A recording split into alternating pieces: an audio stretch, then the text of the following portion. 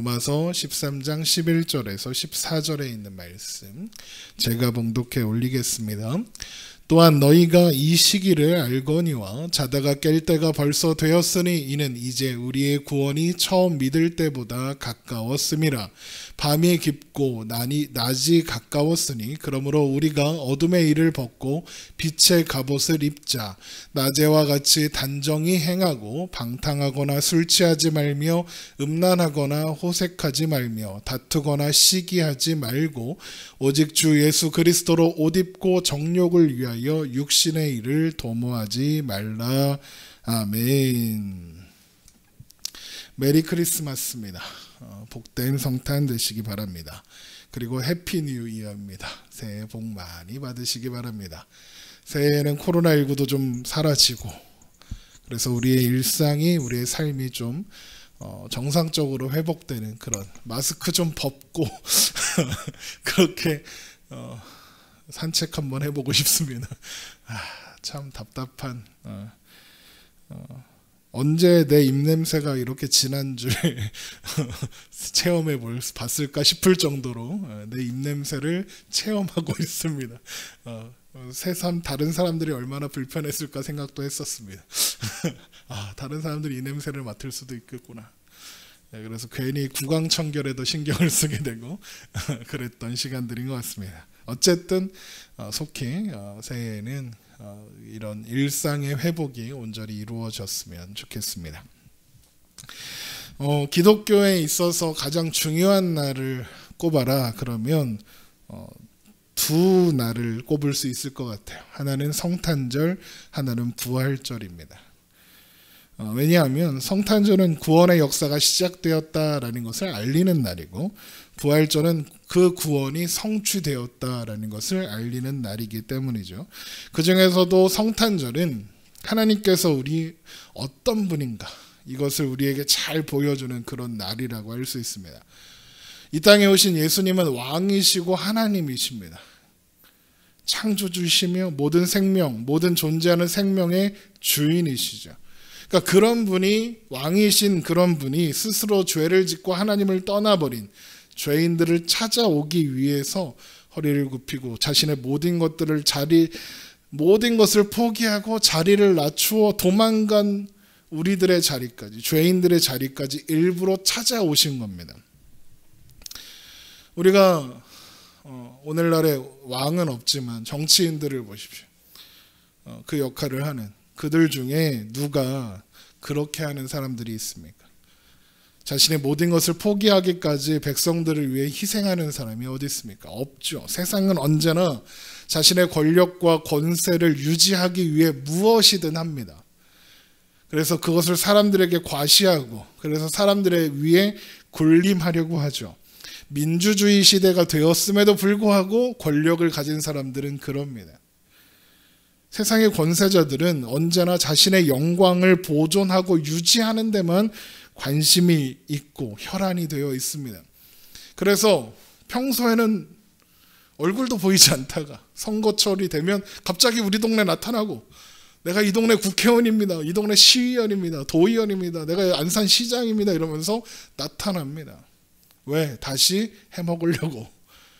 그리고 되고 나면 어떻게 됩니까? 얼굴 보기가 힘들죠. 무슨 생각으로 그랬는지 모르겠지만 예전에 있었던 그 국회의원 선거가 끝나고 얼마 뒤에 여기 안산에 단원구 이 동네 국회의원이라고 있어요.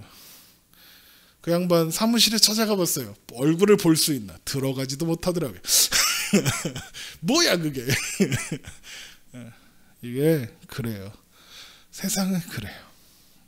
그런데 하나님은 우리를 위해서 당신의 모든 것을 희생하셨습니다. 그리고 그 사실을 우리에게 가장 명확하게 확실하게 이걸 명징하다라고 표현하던데 명징하게 보여주는 것이 성탄절입니다. 그런데 언제부턴가 교회들이 그날의 의미, 그날이 담고 있는 하나님의 사랑 그것보다 이 날 자체에 집중하기 시작한 것 같아요. 그래서 그런 징후가 어떻게 나타나냐면 이 날의 의미보다 이 날에 하는 행사에 더 무게를 두기 시작한 건 아닌가라는 생각을 합니다. 물론 성탄 행사는 중요해요. 하면 좋아요. 왜냐하면 그 시간을 통해서 성탄의 의미를 기억하고 또 되새기는 그런 좋은 시간, 좋은 방법일 수 있으니까요. 그런데 그것보다 행사를 하는데 더 의미를 두는 그런 교회들이 많아지더라는 거예요. 저부터도 예전에 부목사 시절을 생활을 할 때 성탄절이 돌아오는 게 너무 싫은 거예요. 왜? 행사를 준비해야 되니까. 그것도 잘해야 되니까. 그리고 행사에 뭐 문제가 생기면 다 내 잘못이니까. 그런 마음을 가지고 어느 문득 드는 생각이 내가 지금 뭐 하는 건가? 그런 생각이 들더라고요. 그래서 나중에 담임 목사가 되면 아무것도 하지 말아야겠다. 그런 생각을 했어요. 그런 모습을 보여주는 게 뭔지 아세요? 성탄 전야 행사, 뭐 성탄절 행사라고 하는 걸 할 때 보세요. 이런 말을 해요. 여러분 간단하게 예배드리고 행사를 하겠습니다. 오늘 설교는 칸타타가 뭐 공연이 준비되어 있어서 짧게 하겠습니다. 간단하게 하겠습니다. 그래서 설교를 비롯한 모든 순서를 5분, 뭐 10분 이렇게 짧게 끝내고 성탄절, 칸타타, 뭐 공연, 뭐 그런 걸 해요. 물론 설교가 꼭 길어야 한다는 말은 아니에요. 짧고 굵게 정확하게 할 수도 있죠. 그런데 문제는 뭐냐면 간단하게라는 말 속에 무엇이 담겨 있느냐면 지금 드리는 이 예배보다 이제 할 행사가 더 중요하다 라는 생각이 베이스에 깔려 있는 거예요. 간단하게. 예배를 무슨 어떻게 간단하게 드립니까? 성탄의 의미를 기억하고 되새기는 것보다 그날이 주는 분위기와 기쁨에만 초점을 두고 있는 그런 현실이 아닐까 생각합니다. 물론 기뻐하지 말자 이거 아니에요. 기뻐해야죠. 그러나 왜 기뻐하는지는 알고 기뻐해야죠. 교회 다니는 어린아이가 성탄절이 산타 생일인 줄 알면 안 되잖아요. 남들도 다 행사하니까 우리도 행사하자. 그런 식으로 가면 안 되는 거예요. 사실 오늘은 아까 광고 시간에도 말씀드린 것처럼 성탄절 다음 날이죠. 뭔가 어색해요. 제가 어제 하루 종일 어색했거든요. 그러니까 12월 25일이라는 그 날 자체에 뭔가 이렇게 의미를 더 두고 있었던 거죠. 그런데 제가 말씀드리지만 예수님이 태어나신 때를 아는 사람은 아무도 없습니다.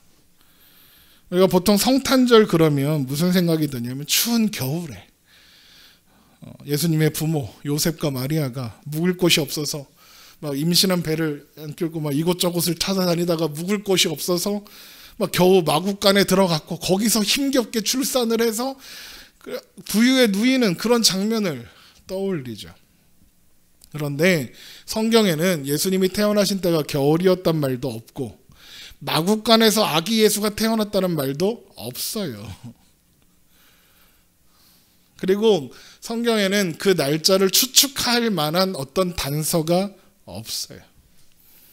하나님께서 날짜를 추측할 수 없게 그런 흔적들을 성경에 두지 않으셨다는 건 알 필요 없어 이런 뜻이겠죠.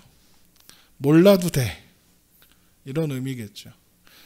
아마도 날짜를 알려주면 그날의 주인공이신 예수님을 바라보는 또 예수님이 이 땅에 오신 이후 의미는 소홀하게 되고 그날 지키는 것에만 의미를 두고 막 그날 자체가 우상처럼 변하게 될 걸 하나님이 너무나도 잘 아셨기 때문에 그날을 굳이 가려두셨을 거다라고 저는 생각해요. 그러니까 예수님이 태어나신 날이 몇 월 며칠이냐 그거 중요한 거 아니에요. 중요한 건 그날에 담긴 의미, 그날에 일어난 사건, 예수님께서 이 땅에 오신 것, 그리고 이 땅에 오신 예수님께서 이루신 일이 중요한 거죠. 그래서 기독교 초기에는 초대 기독교들은 우리 좋아하는 초대교회들은 그날을 기념하되 한 날로 통일시키지 않았어요. 그냥 심지어 막 교회마다 모이는 그룹마다 그냥 아무 때나 다. 그래서 이 교회는 1월에 드리고 이 교회는 12월에 드리고 어느 교회는 8월에 드리고 막 그랬다고 해요. 그러다가 이제 로마를 통해서 교회가 국교화되고 이러면서 어떤 시스템 이런 것들을 갖추기 시작하면서 이런 절기들도 좀 통일시켜 지키자라고 해서 그런 방향으로 가다 보니까 12월 25일이 정해진 거지. 어떤 그날이 더 특별해서 그런 게, 그날이 예수님이 태어나신 날이라서 그런 게 아니라고요. 그런데 오늘날에 이르러서는 어떻게 되죠? 그날의 의미가 소홀히 여겨지고 있죠. 그런 상황을 보면 하나님이 얼마나 지혜로우신지, 그 날짜를 알려주시지 않았던 것이 얼마나 지혜로운 일이었는가, 그렇게 다시 한번 생각해 보게 돼요.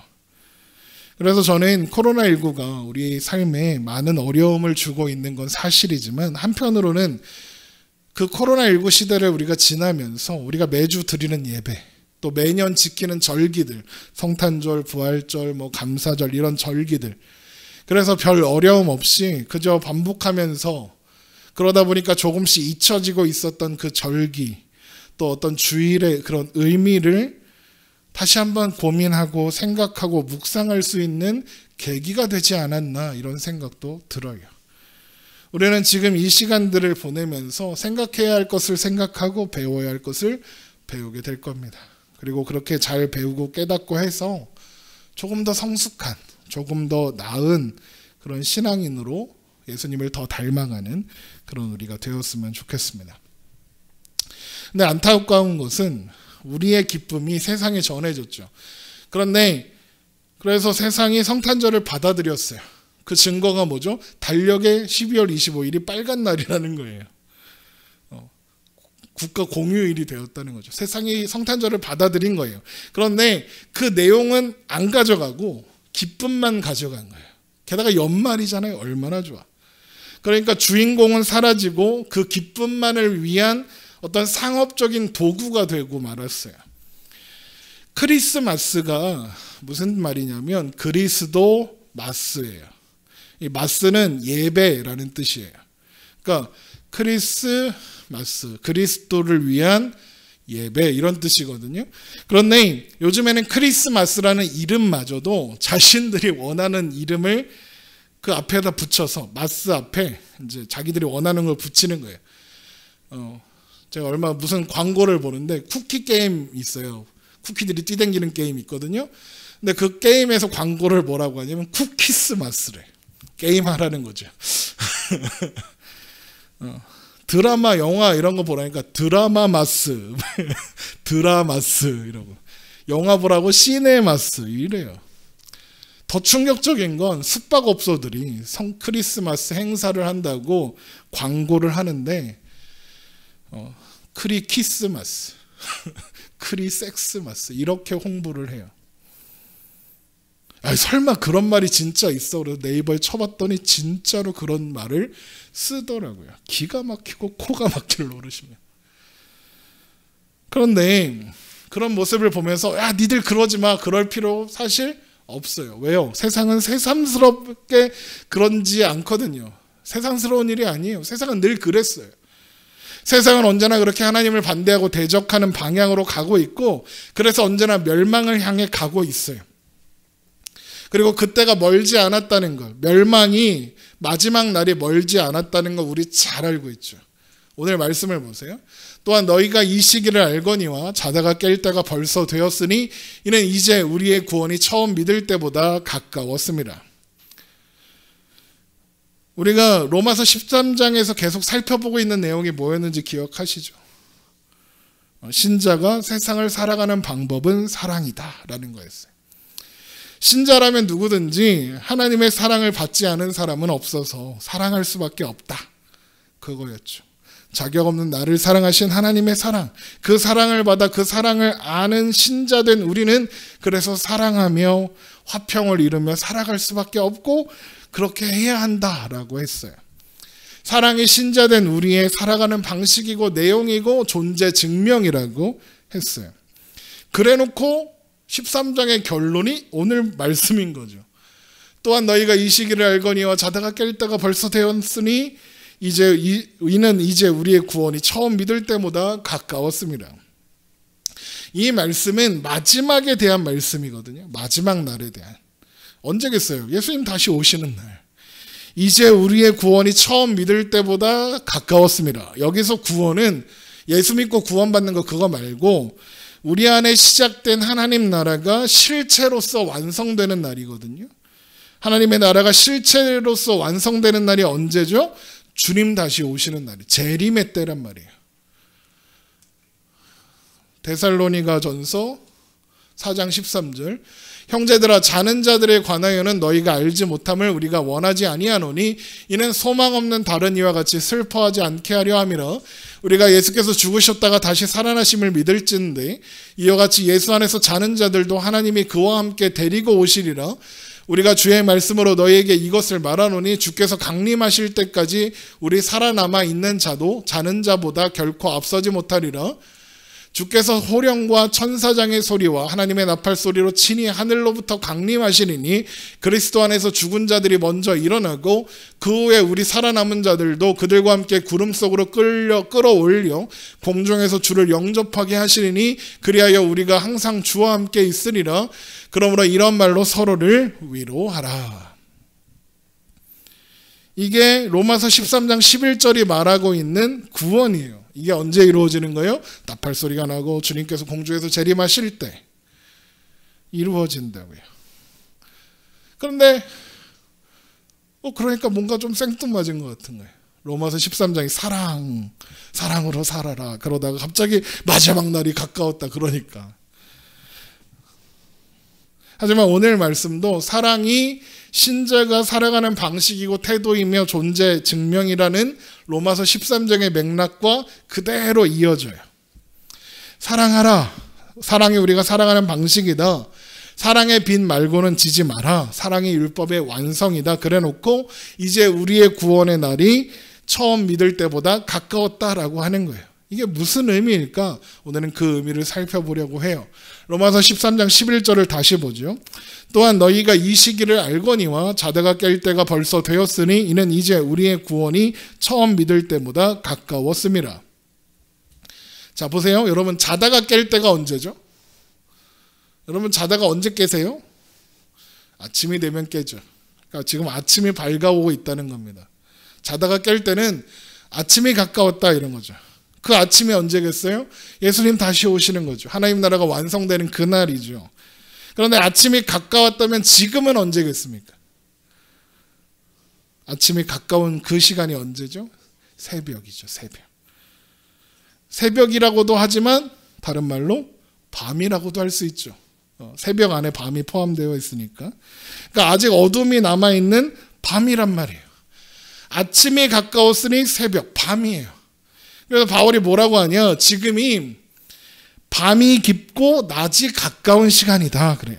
로마서 13장 12절 밤이 깊고 낮이 가까웠으니 그러므로 우리가 어둠의 일을 벗고 빛의 갑옷을 입자 그러잖아요. 그러니까 지금은 밤이 깊었는데 낮이 가까운 시간이에요. 여러분 그런 말 들어보셨죠? 동트기 전이 가장 어둡다 이런 말. 해 뜨기 직전이 제일 어둡다 그러잖아요. 그러니까 우리가 살아가고 있는 지금 이 시점이 바로 그 동트기 직전에 가장 어두운 시기 밤인 거예요. 그런데 지금 밤이 깊고 낮이 가까운 그 밤, 동트기 직전이라는 걸 알려면 어떻게 해야 될까요? 네. 일어나 있으면 되죠. 맞아요. 안 자면 돼요. 깨어나 있으면 돼요. 그럼 보세요. 아침에 새벽에 요즘에 이제 해가 늦게 뜨니까 한 6시, 7시 일어나서 이렇게 보면 깜깜하죠. 밤이에요. 그런데 우리는 알아요. 그 시간에 깨어 있으면 알아요. 곧 아침이 된다는 거, 해가 뜬다는 거 안다고요. 근데 그때도 자고 있으면 알아요? 몰라요. 그러니까 지금이 해가 뜨기 직전, 낮이 가까운 시간이라는 걸 알려면 깨어 있는 사람만 알아요. 깨어 있어야 알 수 있죠. 그럼 누가 깨어 있는 사람이에요? 우리들이요. 신자들. 예수님을 믿는 사람들. 그래서 또한 너희가 이 시기를 알거니와 그러는 거예요. 우리가 안다는 거예요. 우리가. 신자된 우리는 지금이 언제인지 알고 있는 거예요. 마지막 때라는 거. 지금이 동트기 전 가장 어두운 때라는 걸 알고 있는 거예요. 그래서 크리스마스 가지고 막 온갖 장난을 쳐도 그걸 보고 저 어둠의 일을 행하는 자들 아침이 가까웠는데 안타깝다 이런 생각을 하게 되는 거예요. 어떻게 그걸 알게 되었죠? 어떻게 우리는 깨어있는 존재가 되었습니까? 하나님께서 어둠 속에서 자고 있던 우리를 깨워주셨으니까. 어둠에 속하여 살고 있던, 그래서 잠들어 있던 우리를 지금이 우리를 깨우셔서 지금이 언제인지, 낮이 가까웠는지를 알게 하신 거예요. 아직 자고 있는 사람은 지금이 어둠이 가까웠는지 낮이 가까웠는지 관심 없어요. 그냥 자고 있으니까요. 하지만 깨어있는 우리는 알고 있잖아요. 그래서 우리는 어떻게 해야 되느냐? 어둠의 일을 벗어버리고 빛의 갑옷을 입는 거예요. 이런 거예요. 새벽에 일어나면 세수하고 출근하려면 뭐 해야 돼요? 옷 갈아입어야지. 잠옷 입고 출근할 순 없잖아. 잠옷 이렇게 저희 딸내미 잠옷이 흰둥이 잠옷인데 수면 바지 있잖아요. 그거 입고 출근할 순 없잖아요. 우리 딸내미는 그거 입고 막 나가긴 하는데 근데 부끄럽잖아요. 그거 입고 나갈 순 없잖아. 그래서 옷은 입어야지. 제가 설교하러 올라왔는데 수면 잠옷 입고 있어봐요. 얼마나 부끄러워. 옷을 입어야죠. 그거예요. 옷을 갈아입는 거예요. 그래서 로마서 13장 12절 밤이 깊고 낮이 가까웠으니 그러므로 어둠의 일을 벗고 잠옷 벗고 어둠의 일을 벗고 빛의 갑옷을 입자. 그러는 거예요. 자, 그러면 어둠의 일은 뭐고 빛의 갑옷은 뭘까요? 그 다음 말씀에 나와요. 어둠의 일은 방탕하고 술 취하고 음란하고 호색하고 다투고 시기하는 거예요. 정욕을 위해서 육신의 일을 도모하는 거죠. 빛의 갑옷은 예수로 옷 입는 거예요. 빛의 갑옷은 입은 사람은 이미 낮은 것처럼 단정하게 행해야 돼요. 오직 예수 그리스도로 옷 입고, 이게 빛의 갑옷이에요. 어둠의 일은 밤이 깊어질수록 더 심해지죠. 세상이 성탄절을 가져다가 술 먹고 방탕하고 음란하고 호색하는 날로 바꾸었다고요. 사실 그런 날은 성탄절만이 아니에요. 여러분 10월 31일 그럼 뭐가 생각나요? 10월 31일 할로윈. 할로윈데이잖아요. 그런데 그날은 무슨 날인 줄 아세요? 1517년 10월 31일. 이 날이 무슨 날이냐 하면 마르틴 루터가 비텐베르그 성당 문에 95개조 반박문을 붙인 날이에요. 그날을 계기로 종교개혁이 일어났고 개신교가 시작되었어요. 그래서 그날은 개신교 신자들에게 되게 중요한 날이에요.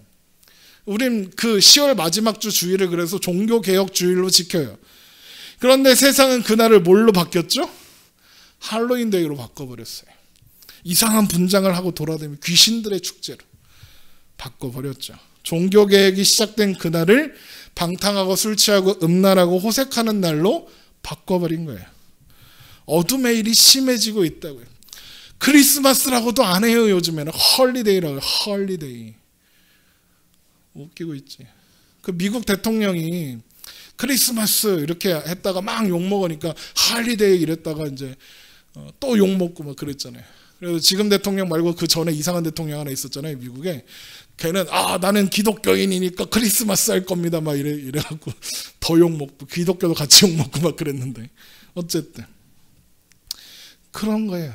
어둠의 일은 더 심해져요. 그런데 그 가운데서 신자는 뭘 입고 있어요? 빛의 갑옷을 입고 있어요. 어둠 속에서 빛의 갑옷을 입고 있다. 어떻게 될까요? 반짝거리겠죠. 오늘 적극적으로 설교를 듣고 있어. 훌륭해. 빛으로 둘러싸여 있겠죠. 빛의 갑옷을 입고 있으면. 어둠이 가까이 오지 못하겠죠. 우리가 입고 있는 빛의 갑옷으로 인해 우리는 빛 그 자체가 되겠죠.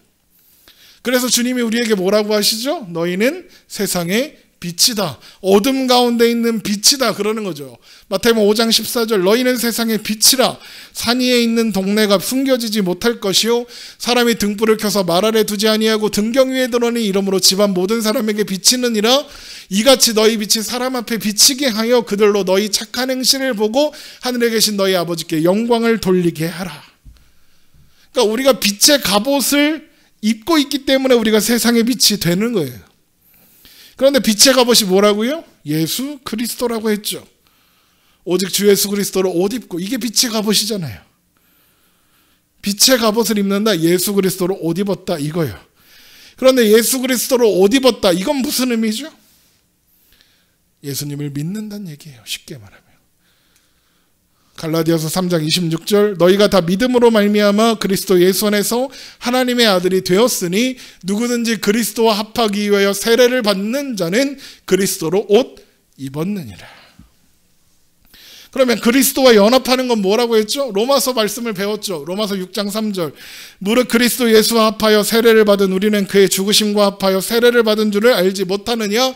그러므로 우리가 그의 죽으심과 합하여 세례를 받음으로 그와 함께 장사되었나니 이는 아버지의 영광으로 말미암아 그리스도를 죽은 자 가운데서 살리심과 같이 우리로 또한 새 생명 가운데서 행하게 하려 하심이라.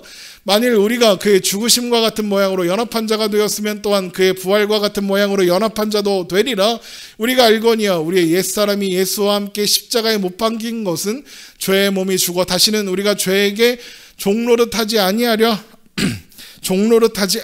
함이니 이는 죽은 자가 죄에서 벗어나 의롭다 하심을 얻었음이라. 만일 우리가 그리스도와 함께 죽었으면 또한 그와 함께 살 줄을 믿노니 이는 그리스도께서 죽은 자 가운데서 살아나셨음에 다시 죽지 아니하시고 사망이 다시 그를 주장하지 못할 줄을 알미로다. 예수님이 이거 하시려고 이 땅에 오신 거잖아요. 이거 이루시려고 예수님이 이 땅에 오신 거라고요. 그러니까 그리스도와 연합하게 되었다는 것은 사망이 다시는 우리를 주장하지 못하게 되었다는 거예요. 어떻게? 예수님께서 십자가에 죽으시고 부활하심으로써 우리의 모든 죄를 해결하시고 이제 믿음으로 말미암아 예수 그리스도와 연합하게 하심으로써 예수 그리스도의 이름을 힘입어 생명 안에 있게 되는, 어둠의 일을 벗어버리고 자유하게 되어 생명을 입게 되어서 우리의 신분, 우리의 위치가 완전히 바뀌어서 우리가 새 사람이 되어서 빛의 갑옷을 입어서, 그래서 우리는 어둠의 일을 따르지 않고 낮의 일을 행할 수 있게 되는 거예요. 어둠의 일을 행하는 이 세대를 본받지 않고 새로운 마음으로 변화된 사람으로 하나님의 선하시고 기뻐하시고 온전하신 뜻이 무엇인지 분별하는 존재가 된 거예요. 로마서 12장 1절이죠. 그러므로 형제들아, 내가 하나님의 모든 자비하심으로 너희를 권하노니 너희 몸을 하나님이 기뻐하시는 거룩한 산 제물로 드리라. 이는 너희가 드릴 영적 예배니라. 너희는 이 세대를 본받지 말고 오직 마음을 새롭게 함으로 변화를 받아 하나님의 선하시고 기뻐하시고 온전하신 뜻이 무엇인지 분별하도록 하라. 이 일이 어떻게 되었죠? 어떻게 되었다고 했죠? 하나님의 모든 자비하심으로 되었다고 했죠. 은혜로, 사랑으로 되었다고 했어요. 우리에게 그 어떤 원인이 없었음에도 불구하고 우리를 구원하사 자녀 삼기로 하신 하나님의 그 사랑으로 우리는 어둠이 여전하다 낮이 가까운 오늘을 빛의 갑옷을 입고 살아갈 수 있게 된 거예요. 그래서 우리가 살아가는 이 시대가 여전히 밤이라 하더라도 낮으로 살아갈 수 있는 거예요. 그러니까 밤이지만 우리에게는 낮인 거죠. 로마서 13장 12절, 밤이 깊고 낮이 가까웠으니 그러므로 우리가 어둠의 일을 벗어버리고 빛의 갑옷을 입자. 빛의 갑옷을 입은 우리에게는 밤이지만 낮인 거예요. 우리는 지금 밤이 깊었지만 낮이 가까운, 그러니까 낮과 밤이 공존하는 그런 상황을 살아가고 있어요. 언뜻 보면 그런 생각이 들어요. 낮과 밤이 어떻게 공존할 수 있나, 이런 생각이 들죠. 사실 그런 시간은 없잖아요. 우리가 살아가는 이 세상에. 그런데 성경에 밤과 낮이 공존하는 그런 상황이 기록되어 있어요. 언제냐? 바로 출애굽 직전, 애굽에 내린 9번째 재앙, 흑암의 재앙 때. 출애굽기 10장 21절, 여호와께서 모세에게 이르시되 하늘을 향하여 내 손을 내밀어 애굽 땅 위에 흑암이 있게 하라. 곧 더듬을 만한 흑암이리라. 모세가 하늘을 향하여 손을 내밀매 캄캄한 흑암이 3일 동안 애굽 온 땅에 있어서 그동안은 사람들이 서로 볼 수 없으며 자기 처소에서 일어나는 자가 없으되 온 이스라엘 자손들이 거주하는 곳에는 뭐가 있어요? 빛이 있었더라. 어떤 사람들은 이 말씀을 보고 흑암의 재앙은 달이 태양을 가리는 개기일식 현상을 이야기하는 거야 라고 해요. 근데 그러려면 말이 안 되는 게 너무 많아요. 여러분 개기일식 본 적 있으세요? 우리 옛날에 한번 본 적 있는데 전 지구적으로 해갖고 우리 본 적 있거든요. 그때 개기일식이 일어나서 해를 가렸는데 앞이 안 보였나요? 안 보이지 않았어요. 그냥 낮 같았어요. 그냥 구름 낀 것 같았다고요. 그냥 해가 가려진 거예요. 그러니까 완전한 흑암이 되지 않아요. 그리고 그날 끝났어요. 3일 동안 계속될 수가 없어요. 게다가 보세요. 애굽에는 흑암이 있는데, 그렇잖아요. 애굽에는 지금 흑암이 있는데 이스라엘 자손들이 사는 고센 땅에는 빛이 있어요. 개기일식이면 이게 말도 안 되잖아요. 그러니까 이 일은 하나님께서 행하신 놀라운 일의 결과인 거예요. 그리고 여기가 바로 흑암과 빛이 공존하는 놀라운 현장이었어요. 애굽 땅에는 흑암이 가득한데 이스라엘 백성들, 하나님의 백성들이 있는 곳에는 빛이 있었잖아요. 그럼 이 빛은 태양으로부터 나오는 빛은 아니겠네요. 그렇죠? 그럼 이 빛은 어디서 올까요? 이 빛은 하나님으로부터 오는 빛이에요. 여러분 그거 아세요? 창세기 1장에 태초에 하나님이 천지를 창조하시느냐 그러고 하나님이 태양을 만드셨나요? 아니요. 빛이 있으라 하셨죠. 태양도 없고 달도 없고 별도 없는데 빛이 먼저 있었어요. 왜? 하나님이 빛이 되셨으니까요. 우리가 사는 이 세대의 상황도 똑같아요. 여전히 어둠이 가득하지만 우리는 빛 가운데 살아요. 애굽 백성들은 어둠 가운데 있지만 우리 하나님의 백성들은 빛 가운데 있었던 것처럼 우리들도 그렇다고요. 우리에게는 낮도 낮이고 밤도 낮인 거예요. 하나님께서 우리의 빛이 되어주시니까요. 이사야 60장 19절 다시는 낮에 해가 내 빛이 되지 아니하며 달도 내게 빛을 비추지 않을 것이요 오직 여호와가 내게 영원한 빛이 되며 내 하나님이 내 영광이 되리니 다시는 내 해가 지지 아니하며 내 달이 물러가지 아니할 것은 여호와가 내 영원한 빛이 되고 내 슬픔의 날이 끝날 것임이라. 하나님이 우리의 영원한 빛이 되어주시라. 하나님이 우리의 영원한 영광이 되어주신대요. 우리는 믿음으로 말미암아 예수 그리스도로 옷 입음으로써 영원한 빛에 영원한 영광에 거하는 존재가 된 거예요. 그래서 우리는 이 세대에 속하여 살지만 이 세대를 본받지 않고 살아갈 수 있는 거예요. 어둠의 일은요, 낮이 되면 저절로 사라져요. 어둠이 세상을 지배하고 그래서 밤을 고집하고 있지만 우리는 낮을 살아가는 거예요. 왜? 빛의 갑옷을 입었으니까. 하나님이 우리의 영원한 빛이 되어 주셨으니까. 하나님을 영원한 빛으로 삼은 자에게는 슬픔도 기쁨이고 절망도 희망이고 실패도 성공인 거예요. 왜요? 합력하여 선을 이루시는 하나님을 우리는 신뢰하니까요. 그렇게 우리는 어둠 속에서 낮으로 살아가는 존재들인 거예요. 그래서 이 모든 것을 아는 사람들, 그러니까 빛의 갑옷을 입은 사람들, 그리스도로 옷 입은 사람들은 어둠의 일, 그러니까 정욕을 위해 육신의 일을 도모하는 것을 안 할 수 있는 거예요. 로마서 13장 14절 오직 주 예수 그리스도로 옷 입고 정욕을 위하여 육신의 일을 도모하지 말라. 여러분 정욕을 위해 도모하는 육신의 일이 뭘까요? 자기 자신만을 위해서 사는 거예요. 이기적이고 편협하게 사는 거죠. 자기 욕심을 채우기 위해서 기꺼이 무엇이든 하는 거예요. 가난한 자들, 소외한 사람들 기꺼이 짓밟고 올라서서는 유세를 떠는 거죠. 남의 고통, 남의 슬픔이 내 기쁨이 되는 거예요. 그게 육신의 일이고 이 세대의 모습이에요. 세상은 그것을 위해서라면 하나님도 기꺼이 써먹어요. 크리스마스로 바꾼다며. 종교개혁일을 귀신들의 축제로 바꿔요. 그러나 그리스도로 옷 입은 우리, 빛의 갑옷을 입은 우리는 사랑으로 살 수 있는 거예요. 왜요? 예수님께서 그 사랑을 우리에게 보여주셨잖아요. 성탄절이 그 사랑을 우리에게 증거하고 있잖아요. 우리는 어둠 속에서 공존하는, 그러나 어둠에 지지 않을 빛을 가지고 있는 사람들이니까요. 우리는 빛이에요. 예수님이 이런 말씀을 괜히 하신 게 아니에요. 너희는 세상의 빛이라. 산 위에 있는 동네가 숨겨지지 못할 것이요 사람이 등불을 켜서 말 아래 두지 아니하고 등경 위에 두나니 이러므로 집안 모든 사람에게 비치느니라. 이같이 너희 빛이 사람 앞에 비치게 하여 그들로 너희 착한 행실을 보고 하늘에 계신 너희 아버지께 영광을 돌리게 하라. 우리 빛을 사람 앞에 비추어 하나님을 보게 하는, 하나님께 영광을 돌리게 하는 그 착한 행실이 뭐겠어요? 사랑이죠. 마태복음 5장 39절 나는 너희에게 이르노니 악한 자를 대적하지 말라. 원수를 사랑해라. 누구든지 내 오른편 뺨을 치거든 왼편도 돌려대며 또 너를 고발하여 속옷을 가지고자 하는 자에겐 겉옷까지도 가지게 하며 또 누구든지 너로 억지로 오리를 가게 하거든 그 사람과 심리를 동행하고 너에게 구하는 자에게 주며 내게 꾸고자 하는 자에게 거절하지 말라.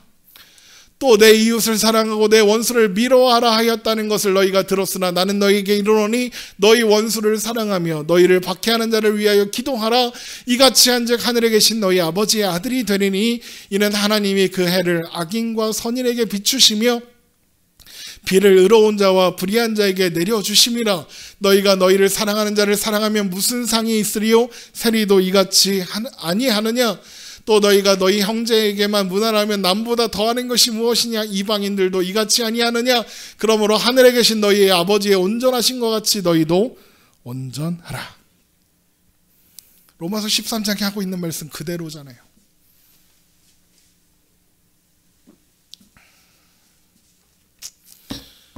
여러분, 우리만 알아요. 우리만 이때가 마지막 때라는 걸 알아요. 세상은 몰라요. 들어도 몰라요. 왜요? 주님이 오실 날이 멀지 않았어. 세상 안 믿는 사람한테 말해보세요. 뭐라고 그러나? 이 미친놈 이럴 거라고요. 세상은 몰라요. 그래서 세상은 어떻게든 어둠의 일을 따라서 계속 살아갈 거예요. 이기적이고 편협하게 자기 속인에 옳은 대로 행하며 살려고 할 거예요.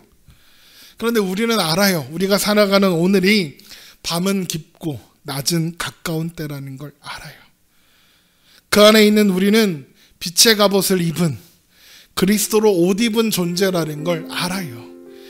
그래서 우리가 뭘 할 수 있느냐? 사랑할 수 있대요.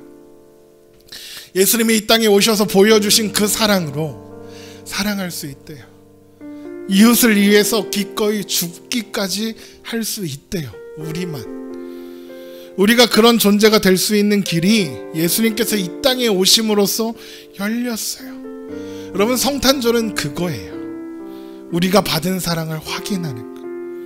우리를 그리스도로 옷 입히사 빛에 속한 존재로 만드셨다는 것. 하나님께서 우리의 영원한 빛이 되셔서 우리에게는 어둠도 이제는 어둠일 수 없다는 것. 우리의 삶 어떠한 순간도 하나님이 함께 하시지 않으셔서 우리의 빛이 사그라지거나 우리의 빛이 줄어들거나 우리의 빛이 망가지는, 하나님이 우리를 외면하셔서 그런 일이 일어나는 순간은 없다는 것. 그걸 알려주는 게 성탄절이에요. 그래서 그러므로 사랑하라. 그러므로 빛의 자녀로 살아라. 새 사람으로 살아라. 그것이 어둠과 빛이 공존하는 이 마지막 시간을 살아가는 너희의 방식이다. 그 이야기를 성탄절이 들려주고 있는 거예요. 지극히 높은 곳에는 하나님께 영광이요, 땅에서는 하나님이 기뻐하시는 사람들 중에 평화로다. 평화를, 사랑을, 화평을 이루는 거예요. 오늘 말씀을 통해서 그리고 성탄절을 통해서 우리는 그걸 확인하는 거예요. 끊임없이 그걸 확인해야 해요. 우리 안에 이것을 만들어내기 위해서 허락된 것이 성탄이라는 것. 그래서 여러분, 우리는 축성탄 그러면서 기뻐할 수 있는 거예요.